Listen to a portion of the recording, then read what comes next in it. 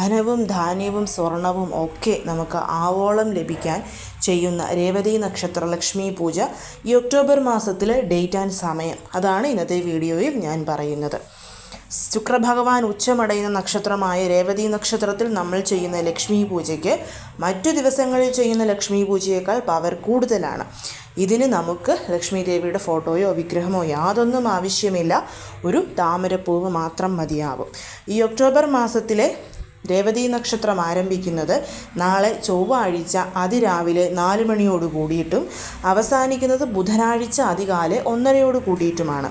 ചൊവ്വാഴ്ച പകൽ മുഴുവൻ നമുക്ക് രേവതി നക്ഷത്രം ഉള്ളതുകൊണ്ട് തന്നെ ഏതൊരു സമയത്തും നിങ്ങൾക്ക് ഈ ഒരു രേവതി നക്ഷത്ര ലക്ഷ്മി പൂജ ചെയ്യാം. വളരെയധികം അമേസിംഗ് ആയിട്ടുള്ള ഫലം നമുക്ക് ലഭിക്കുന്ന ഒന്നാണ് ഈ ഒരു രേവതി നക്ഷത്ര ലക്ഷ്മി പൂജ.